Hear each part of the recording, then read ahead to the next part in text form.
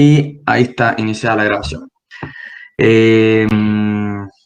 Ya, excelente. Bueno, miren, ¿qué es lo que pasa? A mi juicio, en general, cuando uno busca en internet, en la literatura y donde quieran buscar, no hay mucha información acerca de cómo se cubica el fierro. Por lo cual, yo hoy día les traje una clase dedicada. Vamos a ubicar dos elementos.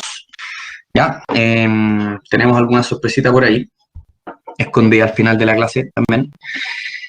Y bueno, la idea es que podamos ver la clase anterior, vimos más o menos elemento por elemento, los tipos de cosas que componen, ¿fue la clase anterior o no? Sí, creo que sí, que componen cada elemento. Después, en general lo que hacemos cuando ubicamos fierro es llevar todo a kilos. Parece elemental, pero no es tan elemental porque de repente hay muchas cosas ocultas que o no se, o uno en la universidad no las sabe, no las enseñan, no se enseñan, los libros no las explican, las especificaciones técnicas, si bien son detalladas, si uno no ha visto el fierro en obra, cuesta bastante imaginar y entender cómo se hace.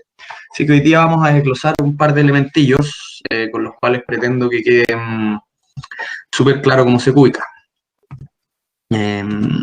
Obviamente esto en una pizarra es muchísimo más fácil, así que les pido que si se me van algunas cosas, avísenme porfa, para que podamos esclarecerlas. ¿Ya? Estos son más o menos cómo separamos los elementos: fundaciones, losas, vigas, muros, pilares. Siempre van a haber más cosas, menos cosas, pilas, pilotes, losas de fundación, etc. Pero esto es más o menos en términos generales. ¿Ya? Acá tenemos un ejercicio donde tenemos dos fundaciones aisladas, ¿ya? Para ubicar el fierro, si ustedes se fijan, acá viene cada elemento, cada zapata aislada, viene con color hubiese quedado mejor, pero si se fijan vienen como dos corchetes dibujados. Y esos dos corchetes corresponden a la parrilla de fundación que va a llevar el pilar aquí en cuestión. Entonces, en general, los planos lo que buscan, la forma en la que se entregan, es detallar de la mejor manera posible toda la enferradura, pero obviamente nosotros no podemos ver todo el fierro en una lámina. Entonces, lo que normalmente se tiende a separar es por elementos. Y es más, normalmente tenemos planos para las fundaciones, planos para cada una de las losas. A veces las losas tienen mallas inferiores y superiores, y a veces mucho fierro, y entregan dos planos por losa. Todo esto ustedes ya lo saben, por supuesto, porque tienen su ejemplo Ureta, donde, de la obra que yo les subí, donde ahí tienen todo el fierro de la obra. También suele haber algunas láminas de viga. Y luego cuando hablamos de muros, en realidad se habla de elevaciones. Lo normal es que cada elevación del proyecto esté detallada en un plano, cuando hay enferradura, cuando son planos de fierro. Planos a lo mejor de estructuras más simples, como metalcono, qué sé yo, a lo mejor se puede simplificar y todo, pero lo típico es que por cada elemento venga ahí una elevación. Entonces, si yo tengo un eje E en el cual hay tres muros, normalmente en la elevación del eje E vamos a ver todos estos tres muros, y es más, vamos a ver, digamos, la elevación completa. Eso es lo ideal. Y los pilares normalmente también tienden a verse algunas veces en esas elevaciones, y otras veces hay detalles específicos, ¿ya? Vamos a ver hoy día fundaciones y losas, ¿ya? Para que se entienda la dinámica, porque creo que ya con eso cubrimos la mayor parte de las singularidades. Entonces, tenemos acá un ejercicio. Ideal que esto ustedes después lo hagan, porque acá, como les decía, antes tenía un notebook touch, pero se rompió, lo miré y se rompió. Marca HP, por favor, nunca compren HP. Y así que no puedo ir rayando, pero no creo que sea necesario. En fin, como les comentaba, acá tenemos dos zapatas aisladas y tenemos una especie de enunciado, ¿cierto? Dice: se presenta un sistema de fundaciones aisladas, las cuales están unidas con cadenas de fundaciones. Esas cadenas de fundaciones, en este caso el detalle de la enferradura no aparece, ¿cierto? Y por ende yo les digo que lo desprecien, ya no lo tomen en cuenta, porque lo típico es que haya después un planito o un detalle donde se indique cómo va a ir la enferradura de la cadena de fundaciones. Lo que me interesa es que se entienda cómo se reparte este fierro. Luego dice: para este ejercicio, desprecia la enferradura de las cadenas y ubique la enferradura detallada en la planta, ¿cierto? Y esto vendría siendo como un esquema de una planta de fundaciones. Les pido que no consideren ni pérdidas ni barras de montaje, ya, porque en general creo que todos los ejercicios que hagamos no vamos a considerar ni pérdidas ni números medio raros, solo cosas tangibles que podamos ver. Lo típico es que después en las ubicaciones uno agrega esos valores, ¿cierto? Se agregan como un porcentaje o uno los puede estimar, etcétera. Entonces tenemos acá, ¿cierto?, nuestros dos corchetes, uno en cada eje de cada zapata. Tenemos una zapata que es de 5x5 y otra que es de 4x4.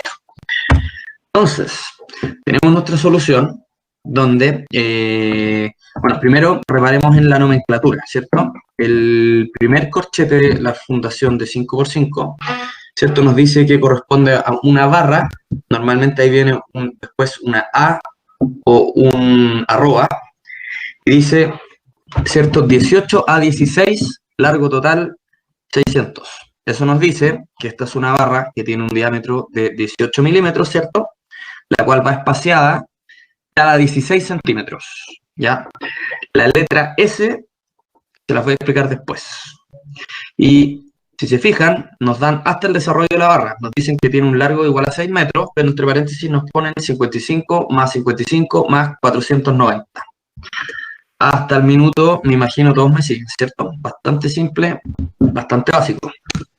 ¿Ya? Después tenemos para la misma zapata de 5x5, la misma nomenclatura, ¿cierto? Fi 18 a 16, largo 600 centímetros, ¿ya? 6 metros.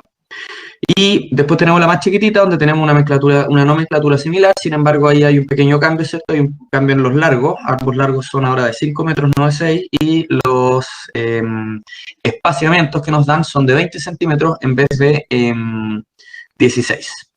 ¿Ya? Ahora, estos corresponden a barras inferiores, ¿ya? Cuando nos dicen F igual a toda esta nomenclatura de cosas, normalmente nos están hablando de barras inferiores, cuando nos quieren decir que esto corresponde a una barra superior, y cuando hablamos de inferior tenemos dos tipos de inferiores y eso es lo enredado. Si se fijan ustedes, tenemos un cruce de barras. Entonces, tomemos como ejemplo nuevamente la zapata de 5x5. En nuestro cruce de barras tenemos que una de las dos barras va a tener que obligadamente pasar por arriba de la otra, ¿ya? Y ahí es donde aparece este subíndice I y S, ¿ya? Sin embargo, nosotros sabemos que esto corresponde a una malla inferior, ¿ya? Porque en el fondo, como les contaba, tenemos la F solita. Cuando se refiere a una malla superior, que en el fondo vendría a ser una malla emplazada en la cara superior de nuestro elemento, siempre va a aparecer con un F'. Lo vamos a ver después cuando veamos las losas, ¿ya?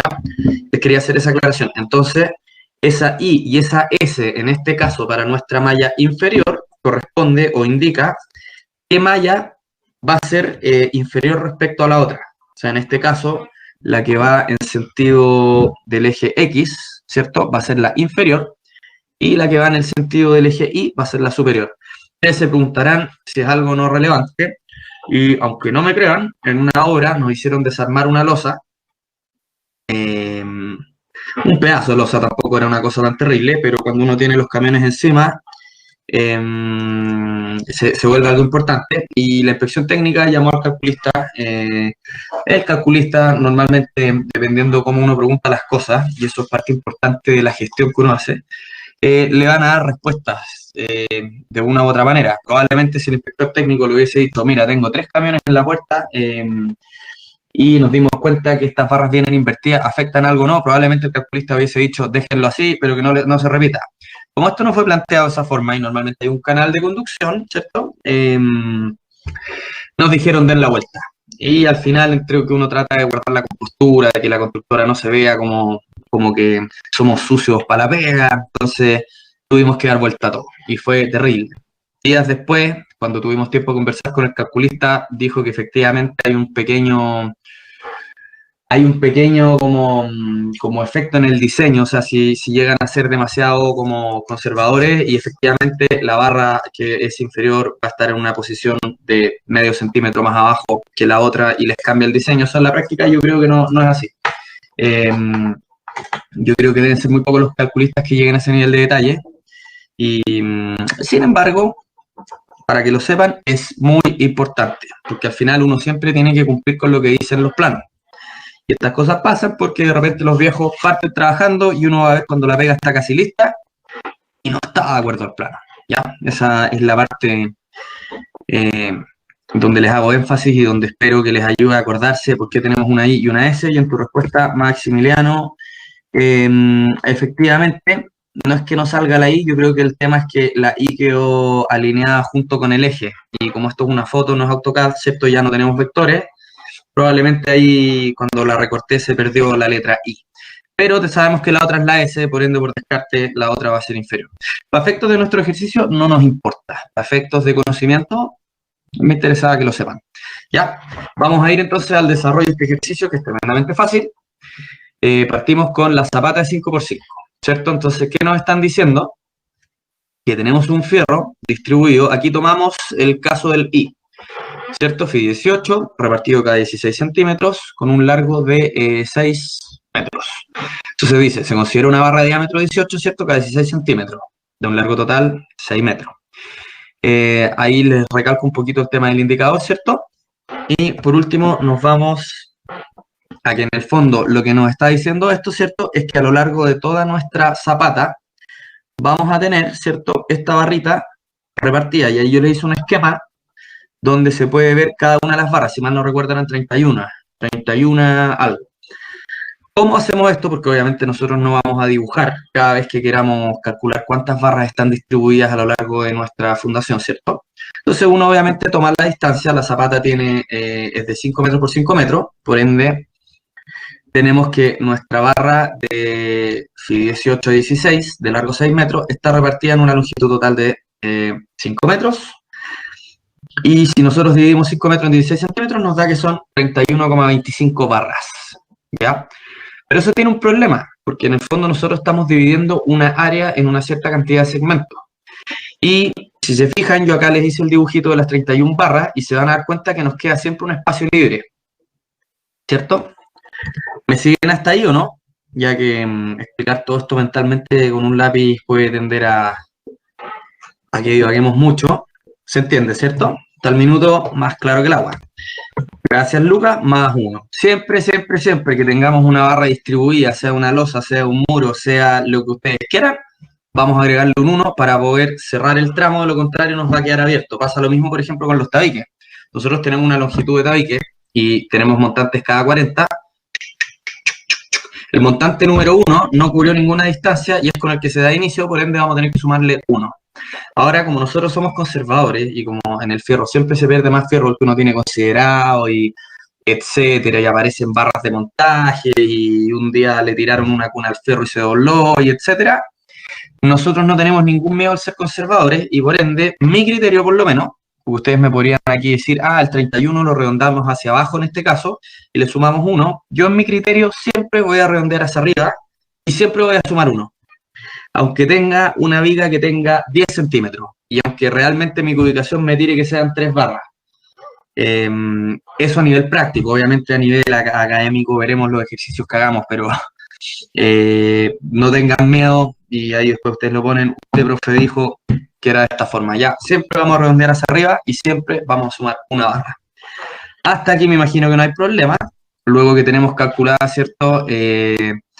Una de nuestras barras, sabemos ya que la del otro lado es simétrica, tiene las mismas medidas, va repartida, da lo mismo y por ende va a tener el mismo resultado.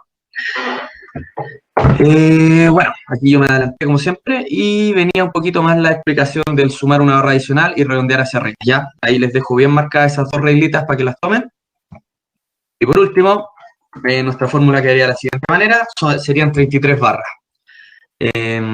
Nuevamente aquí viene la explicación que ya les di, ¿cierto? Como se puede argumentar que esto es un poco conservador, la práctica se dan condiciones que obligan a instalar más barras de las que estipulan los planos, por lo que con el fierro nunca se es suficientemente conservador, sobre todo cuando tenemos magnitudes de escalas tan grandes como las que manejamos nosotros, o manejan o manejarán ustedes. ¿Ya? Luego, el desarrollo del ejercicio quedaría de la siguiente forma, ¿cierto? Más claro que el agua. Tenemos nuestra zapata 5x5, la zapata de 4x4. Calculamos la cantidad de barras, ¿ya?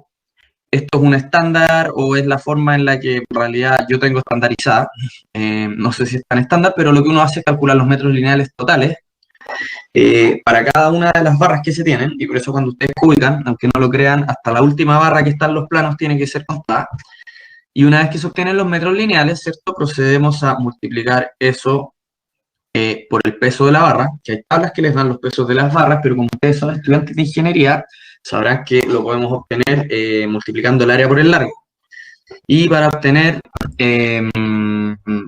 con eso tenemos el volumen. Y para obtener el peso vamos a multiplicar la densidad por el volumen. Entonces, si lo desarrollamos todo, son 606 metros lineales. El peso del acero, apréndanselo de memoria, es 7.850. En realidad ustedes dirán, mentira, profe, son 7.854. Va a depender del tipo de acero, pero en general este es como el estándar que se usa y es el valor que les va a dar cuando usen las tablas de enferradura, si algún día las usan. Yo espero que no. Yo hago todo con Excel y de hecho ya ni siquiera me sé los valores de las barras por metro lineal. En general hay una tablita que usan los enferradores y que usan los ingenieros de la antigua, que se la saben de memoria. Por ejemplo, el fierro de 10 pesa 0,888 kilos por metro lineal. El de 8, no me acuerdo si era 0,39, y etcétera. Yo no necesito que se aprendan eso, porque espero que el día de mañana usen herramientas como Excel.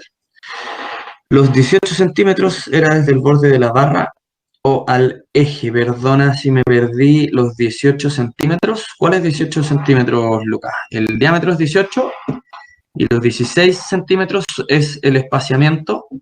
¿O hay un 18 que me comí?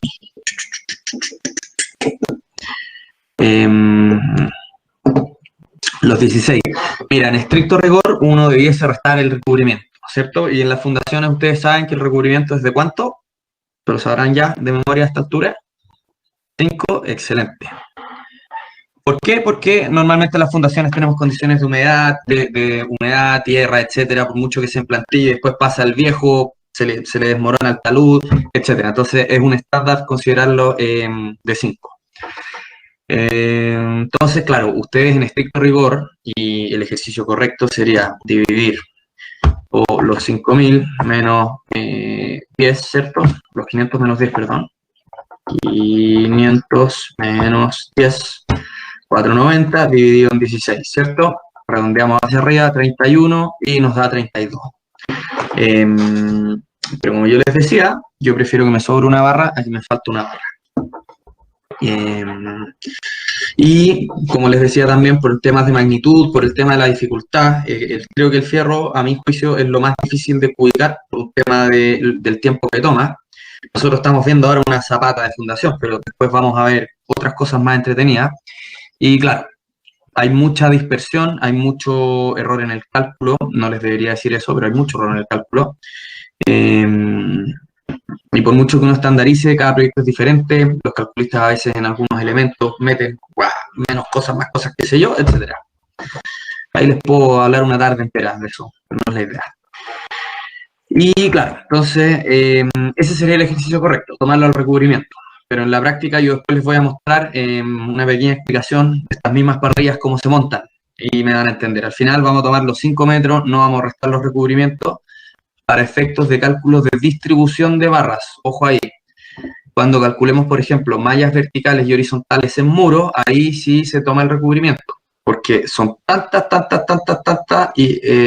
mallas que dependen del largo de la altura, que al final sí se puede generar un margen de error que pudiese llegar a ser considerable. Ya, después les voy a explicar bien esa parte. Seguimos avanzando entonces, nuestro peso total, ¿cierto? Tenemos el área del círculo 18, ¿cierto? Lo partimos por 4, que es el 2 al cuadrado. Dividimos para llevarlo a metro cuadrado, ¿cierto? De centímetro a metro son 1000, de centímetro cuadrado a metro cuadrado, perdón, de milímetro. De milímetro cuadrado a metro cuadrado serían 1000 por 1000, ¿cierto? Multiplicamos por 606. Por la densidad del acero, ¿cierto? Y por nuestro amigo pi. Y nos queda que el peso total son 1.210,53 kilos. Esos son lo que pesarían nuestras dos zapatas si es que nos ceñimos a lo estricto de nuestro enunciado, ¿cierto? Donde nos interesan solo esas dos barras. ¿Por qué nos interesan solo esas dos barras? Porque en estricto rigor, en un ejercicio real, vamos a tener el proyecto completo y obviamente a nosotros no se nos puede olvidar que esa cadena de fundación tiene que tener el fierro definido en alguna parte y nosotros no vamos a dormir tranquilos hasta que encontremos dónde esté eso definido. Hasta ahí todo perfecto, ¿cierto? Exacto, sumando los ML. En el fondo nosotros, si nos vamos a la planta, tenemos 4 barras, ¿cierto? 2 de la zapata, una en cada sentido por zapata, ¿cierto? Serían 2 más 4. 4 tipos de barras, las cuales vamos a calcular la cantidad real o la cantidad total de barras que vamos a considerar, ¿cierto? Y lo multiplicamos por el largo de cada barra. Y era lo que hacíamos aquí, ¿cierto? Nuestra formulita en Excel va a ser round up, ¿cierto? Y le vamos a sumar 1. Y ahí nos da 33 barras de 18 y de largo tanto. Y luego aquí tenemos cada una de las 4 barras. Las 2 primeras de la zapata 5x5 y las 2 de la zapata de 4x4. ¿Se entiende eso, Juan Pablo, cierto? Sumamos, ¿cierto? 198 más 198 más 105 más 105 igual 606. Eso sería. Más claro que el agua. Estas son cómo quedaron las parrillas. Obviamente en el dibujito se ve algo chico, pero ahora entienden ustedes por qué eso pesaba 1200 toneladas. Y aquí yo les voy a contar una anécdota. El enfierrador con el que trabajamos, que es una máquina, Juan Álvarez, de hecho lo tenemos ahora de nuevo en la obra, en la que estoy yo, aunque yo no veo la obra gruesa, es que puedes acercarla, es simpático, y él es muy bueno para prearmar. ¿Por qué? Porque él prearma en banco, y el prearmar en banco después se consigue la grúa y con un movimiento monta el fierro. Ustedes comprenderán que el grado de precisión para montar eso con una grúa, ¿cierto? No es tan fino. Y obviamente cuando esto se monta, termina a lo mejor desplazándose un poquito para acá, desplazándose un poquito para allá, los taludes se desmoronan, después se mete un viejo a sacar, pero estas fundaciones eran bastante profundas, eran como de 1 a 2 metros, dependiendo de la fundación. Entonces, para sacar el viejo ahí también costaba. Bueno, y me fui por las ramas. Con esto iba al punto de que al final, olvídense de que esta ferradura tiene el recubrimiento considerado. O sea, probablemente el viejo lo consideró, pero al doblarle la misma pata, eso tiene que cumplir con un cierto radio de giro, empiezan a haber ciertos márgenes de error. Entonces, no es raro que a lo mejor después esta lo tomemos y a lo mejor no entre perfecto o quede cargadita para un lado. Lo importante es que cuando tracemos el eje tengamos al menos el mínimo de lo que requiere el plano.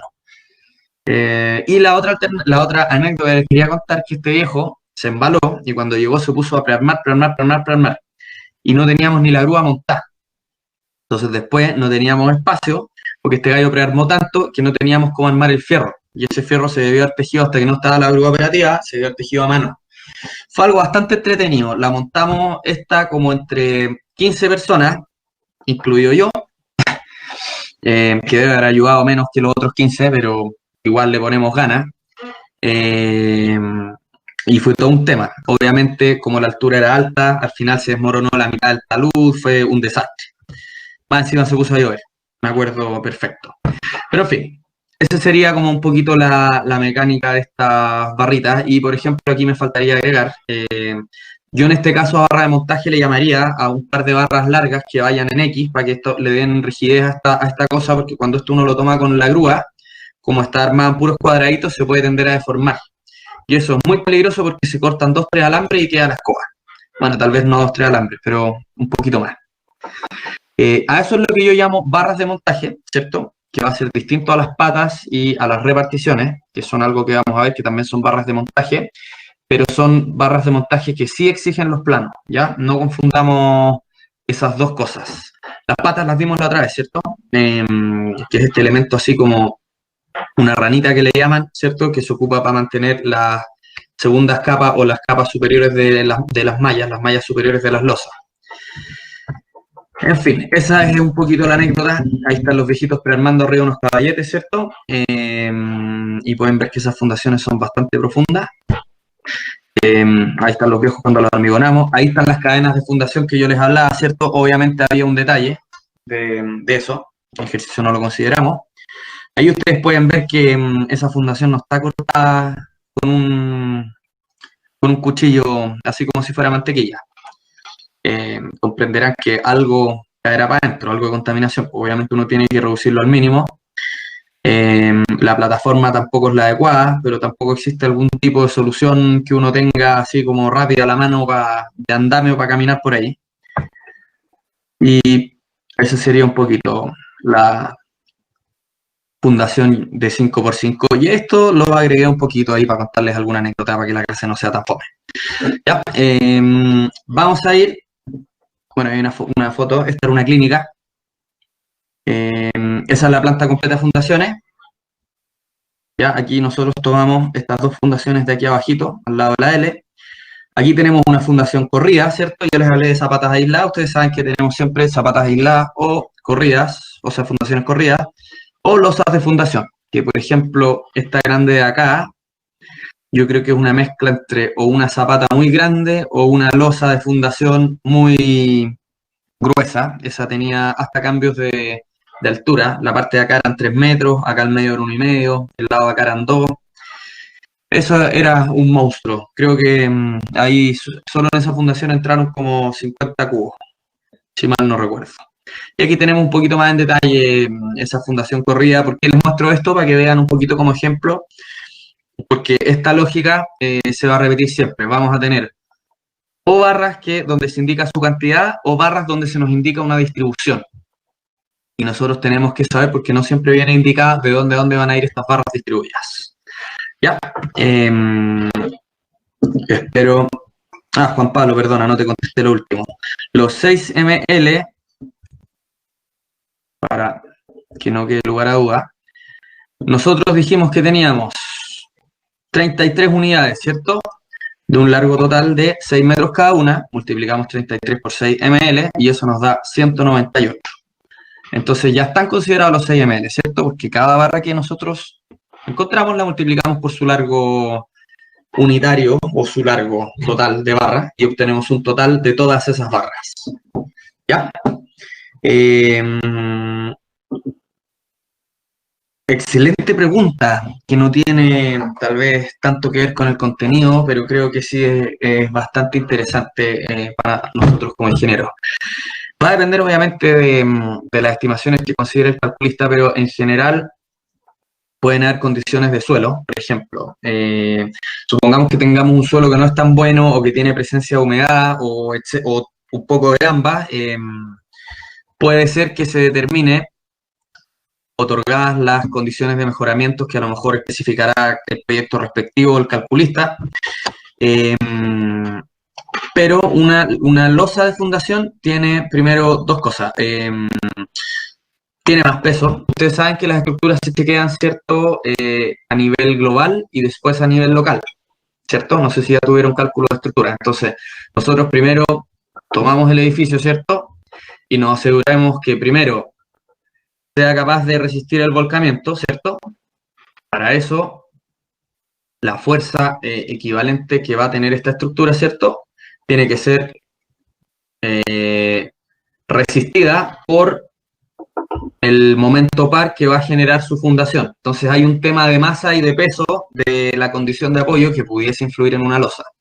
Hay otro tema de que es distinto tener fundaciones acá aisladas que pueden deslizarse a tenerlas conectadas. Por eso se usan las cadenas de fundación para darle una estabilidad global. Entonces, me estoy de nuevo yendo por las piedras. Son tres cosas: volcamiento, ahí sí, volcamiento, que esto no se vuelque, deslizamiento y asentamiento. Eso a nivel general, ¿cierto? Habrá más chequeos que se hacen. Entonces, esas condiciones pueden determinar que uno requiera una losa de fundación corrida o no. Puede ser también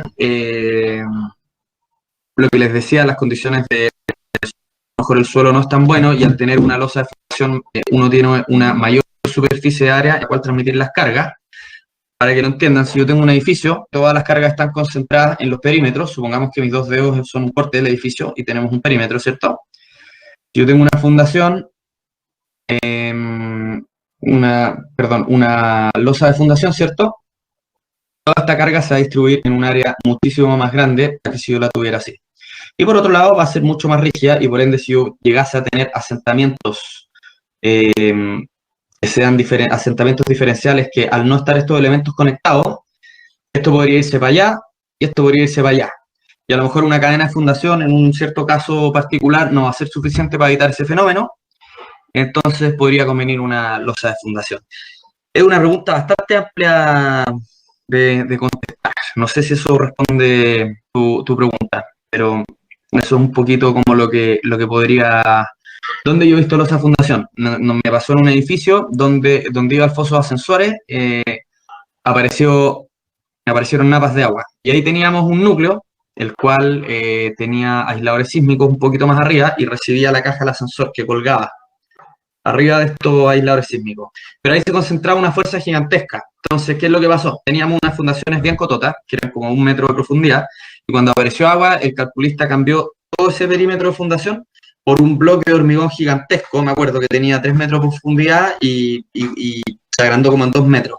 Eso, conceptualmente, podría decirse que era una losa de fundación, y yo la verdad de las cosas no sabría decirte si era ya por un tema de asentamiento, si era un tema de volcamiento o si era un tema de qué cosa, porque ahí ya empiezan a confluir otros factores. O sea, el hecho de que tenga napas de agua puede generar que a lo mejor tengamos empujes negativos, etcétera. Es todo un análisis el que al final determina si tú necesitas una losa de fundación.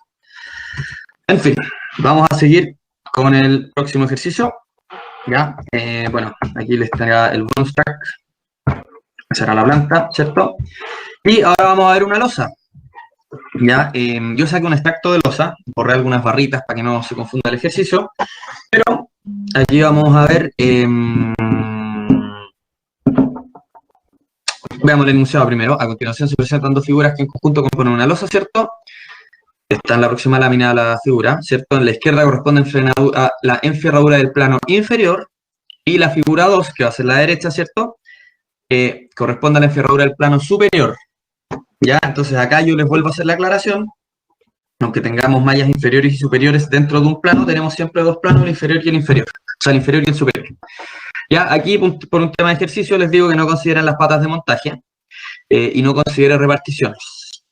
Eso lo vamos a explicar, la repartición creo que es lo más enredado de explicar. Pero esas son barras de montaje, ambas, las cuales sí son pedidas por los planos de estructuras, a diferencia de las otras que se usan por un tema de arreglo, de montaje y de otras cosas. Valga la redundancia. Esta es la figura, ¿cierto? Yo aquí, en el fondo, lo que les quiero mostrar es que, como les comentaba, en muchos proyectos se da que nos mandan por losa una lámina con las mallas inferiores y otra con las superiores para un tema de que se entienda mejor gráficamente todo el fierro que tiene que ir. Si se fijan, en la derecha tenemos descritos 5 tipos de barras.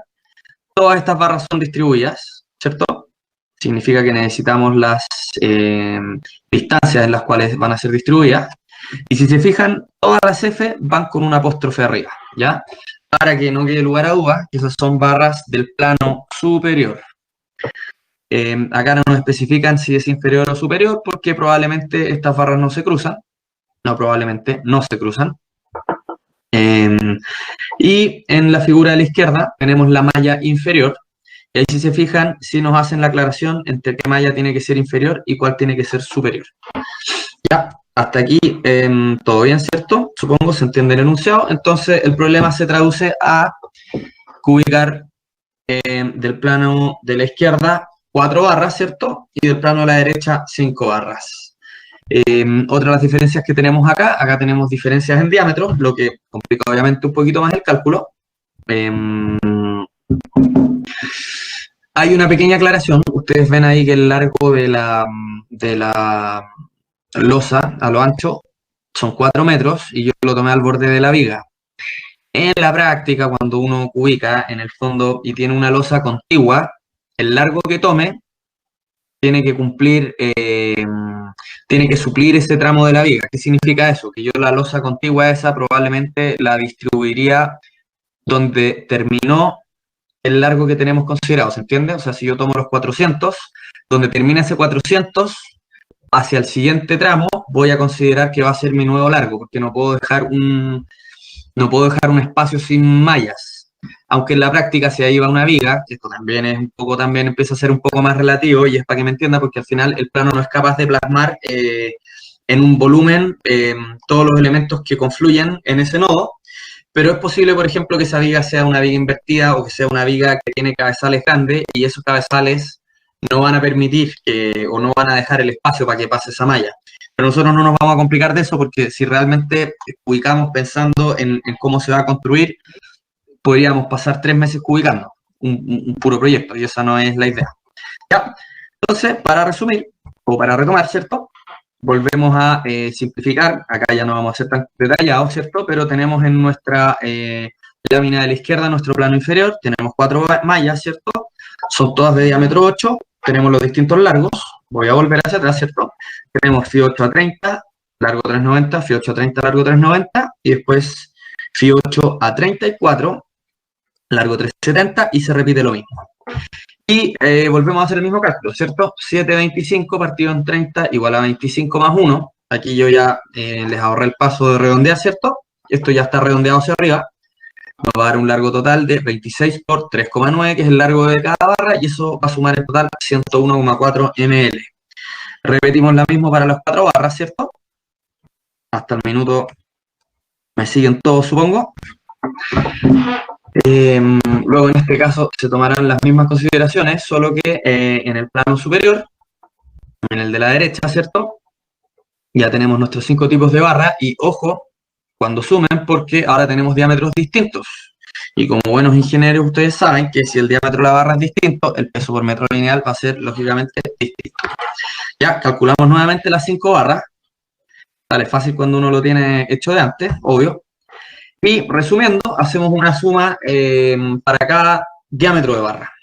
Entonces vamos a tener que en total tenemos 554 metros lineales de barras en largo FI 8 y que vamos a tener 197,6 metros lineales en diámetro de 12. Calculamos nuevamente los pesos de cada uno y nos da que en total esta losita pesa 394,32 kilos. ¿Me siguen hasta ahí, cierto? Perfecto. Creo que esa era la mayor complicación. Los bigotes, mira, excelente pregunta. Hay una lógica, ¿cierto? Hay una lógica acá, si ustedes ven en el plano, que consiste en lo siguiente. Nosotros sabemos que el momento, a ver, vamos a recurrir a Paint, lamentablemente, es mi mejor herramienta en este minuto. Denme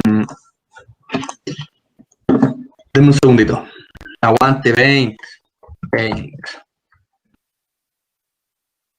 Miren, yo a veces les hago preguntas que a lo mejor les pueden ofender, como el profe nos pregunta eso, obvio que sabemos, y a veces a lo mejor ni la saben. Yo no tengo tan claro qué cursos ya han cursado o no, pero yo entendería, por ejemplo, que esto fuese una losa, esto fuese un pilar, y esto fuese otro pilar, ¿cierto? Que esta losa va a tener, a ver cómo dibujamos esto sin que se me vaya en collera. Lo vamos a dibujar aquí a lo campeón nomás. ¿Cierto? En los apoyos nosotros vamos a tener que los momentos suben.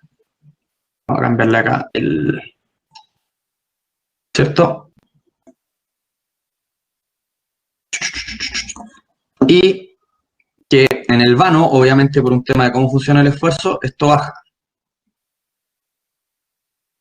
Y el momento de la losa viene así. Ya, ¿eso es algo nuevo para alguien o no? Me imagino que no. Quiero saber dónde estoy parado. No, ¿cierto? Perfecto. Entonces, si ustedes se fijan, perfecto. Lo deberían haber pasado en un par de ramillos por ahí. Entonces, volvemos a Paint. ¿Qué significa esto? Que normalmente el cálculo, las barras de cálculo, vienen pensadas de la siguiente forma. Tenemos barras aquí, que son las que van a hacer la pega, ¿cierto? De llevarse los momentos negativos, perdón, los momentos... No hablemos de signos, porque en realidad lo del signo es un tema cardinal, es relativo, ¿ya? Pero el momento, digamos, inferior de la losa. Y en el sector de acá se genera un refuerzo busca, o una barra que busca llevarse esos momentos. Entonces, aquí vamos con esto, que en cada parte que nosotros tengamos apoyos, ¿cierto? Se van a generar momentos negativos. Y de ahí nace la lógica de que tengamos nuestros refuerzos, ¿cierto? Y que en la losa inferior vienen detallada la malla inferior, que es la que va a hacer la pega, ¿cierto? De llevarse esos momentos hacia abajo. Y en los lugares donde tenemos apoyos, ¿cierto? El momento flector va a ir en la otra dirección y por ende se hace necesario que existan estas barras de refuerzo. Otras veces, si la losa es muy grande o si la losa, qué sé yo, tiene distintas condiciones, en vez de que tenga refuerzos, puede tener una malla completa abajo y una malla completa arriba. Entonces, estas barritas lo que buscan es justamente reforzar esos puntos. Ahora ustedes me dirán, oiga, profe, pero me está haciendo trampa porque en el lado de acá, de arriba, no tengo ninguna barra de refuerzo. Sí, es probable que en este ejercicio no esté, pero muy probablemente si yo me voy, expando la losa de donde corté este ejercicio, por acá al ladito, como 3 losas más allá, venga a dibujar una pura barra que vaya por todo ese perímetro. Ya, eso es para que un poquito lo entiendan. ¿Por qué me alargo tanto? Al final ustedes ven que esto está como refuerzo. Y el calculista tiene dos formas de generar ese refuerzo. Una es con un bigote, va a ser una barra así.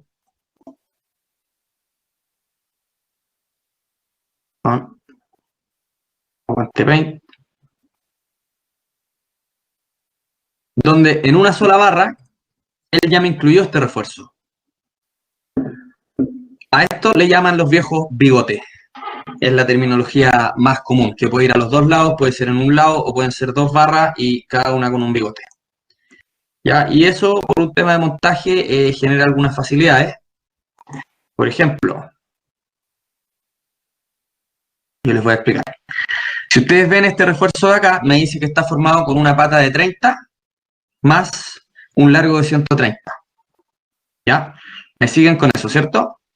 Pero la losa tiene un espesor de 16. ¿Ya? ¿Y qué significa eso? Que yo cuando hormigone, vamos acá,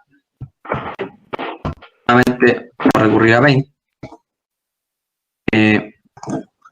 Vamos a dibujar acá, supongamos que este es un muro y que esto es una losa.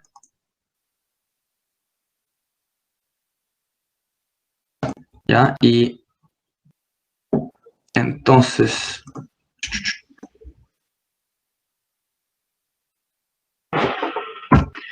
cuando yo quiero hormigonar, ¿cierto? Como yo la enferradura de la losa no la voy a instalar hasta que tenga mis tableros armados, ¿cierto? Donde yo tenga aquí mi moldaje, ¿cierto? Voy a tener aquí mi moldaje con mis puntales, qué sé yo. Recién ahí voy a poner el fierro. ¿Y qué significa eso? Que yo el muro, si lo hormigono aquí al ras de la losa, después yo no puedo, perdón. Después, ya no importa. Después yo no puedo instalar mi barra, que tiene una pata de 30 y un largo de 130. ¿Y qué significa eso? Que yo cuando hormigone voy a tener que obligatoriamente dejarle espacio a ese suple y hormigonar un poco más abajo y después, aparte del moldaje de losa, hacer un pequeño rebalse con placa para que yo cuando llene mi losa llene ese pedacito que me quedó sin hormigonar. ¿Ya? Entonces, el bigote me ahorra ese problema. Por ende, siempre es bienvenido trabajar con estos bigotes porque significa que yo puedo hormigonar hasta la altura de la losa y después tiro mi bigote completo. Pero ¿qué otras consecuencias tiene? Que en el fondo el bigote es una condición de apoyo distinta. Yo aquí me voy a carrilear, ustedes van a tener que preguntar esto a algún calculista o en algún ramo de cálculo, pero hasta donde llega mi nivel de entendimiento,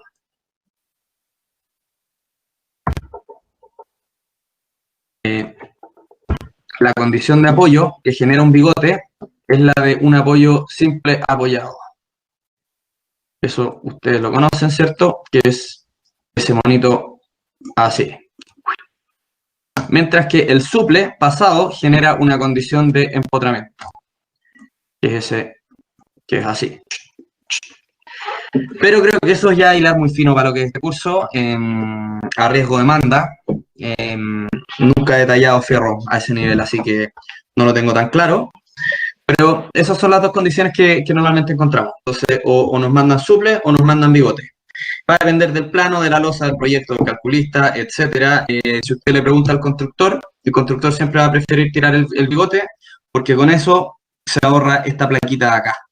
Lo que es espectacular, porque al final, entre todo el escombro que se genera de placa, lo que uno paga para que te traigan la placa, para después cortarla, para después botarla, para después sacarla de la obra, pagarle un camión que se la lleve, etcétera, es algo bastante virtuoso.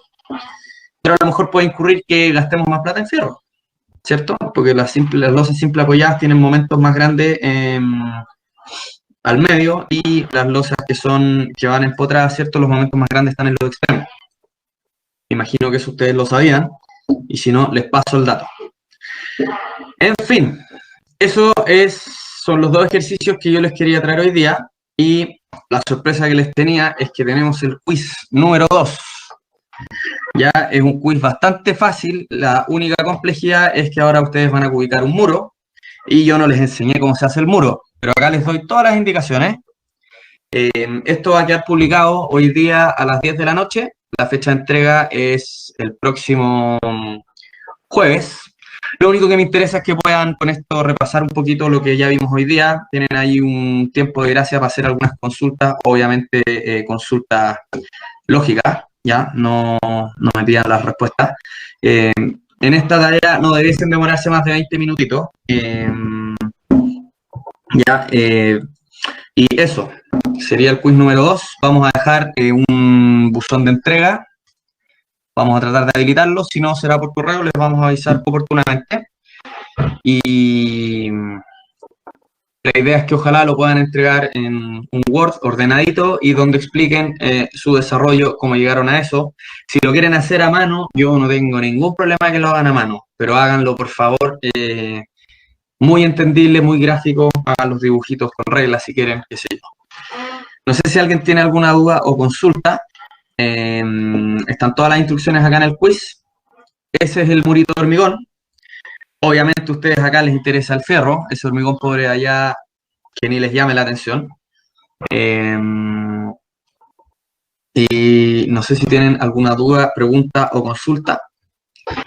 ¿Profe? Sí. Una pregunta, pero es como de otra cosa. ¿Es la entrega 3? ¿Al final para cuándo quedó? Vamos a publicar hoy día los horarios. Déjame ver dónde lo tengo. O sea, no los horarios, el nuevo calendario. Creo que estaba por acá. Esas son las nuevas entregas. Hoy día vamos a subir bueno, estas dos, esto ya está out, ¿cierto? Quedaría para el 1 de noviembre la entrega 3. Como les digo, tienen bastante tiempo. La próxima clase vamos a hacer un pequeño tallercito general de cómo enfrentar, digamos, el proyecto completo para que vaya de la mano con su tematizado. Mientras tanto, la idea es que puedan ir trabajando en lo que ustedes ya intuyen. Me imagino que nadie tiene problemas para calcular el área de un radier o cosas por el estilo. Ya, esas serían las nuevas fechas. Como les decía, las vamos a subir hoy día en un archivo un poquito más digno. ¿Ya? Eso, no sé qué otras dudas tendrán ustedes, ¿me avisan? Tenía otra duda, pero ya es como con respecto al fierro. No sé si es muy tonta la pregunta, pero cuando uno saca las cubicaciones y tiene los kilos y todo eso, al final, ¿cómo uno lo pide eso? ¿A quién le digo, oye, necesito... ¿Cómo lo pido? Pero eso no es tan tonta la duda, porque al final, ¿para qué quieres tú saber el fierro del edificio? Tú lo quieres para muchas cosas. Primero, tú quieres saber, porque tú le vas a vender este edificio a alguien más, y tú quieres saber cuánto le vas a cobrar por el fierro. Una cosa es lo que vale el kilo, y otra cosa es lo que te cobran por instalarlo. Y otra cosa es después pedírselo al proveedor, porque ahí tú le vas a incluir la pérdida seguramente, se la vas a incluir al proveedor cuando lo compre. En el itemizado no le vas a incluir la pérdida, pero sí lo vas a incluir también en el precio unitario. y el enfierrador también te va a pedir cuánto fierro es para saber cómo cobrarte. Entonces al final es toda una cadena de cosas que van ligadas a que tú sepas los kilos de fierro.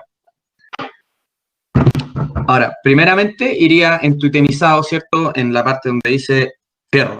Ahí tú le vas a poner 800.000 millones de trillones de toneladas, qué sé yo, lo que pese tu casa. Pero eso es.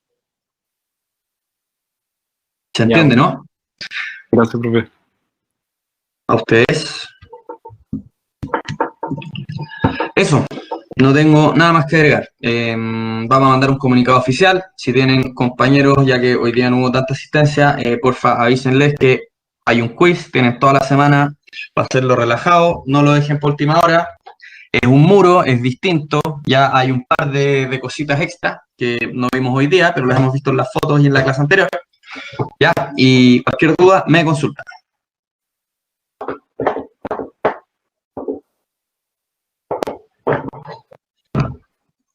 Gracias a ustedes. Nos vemos.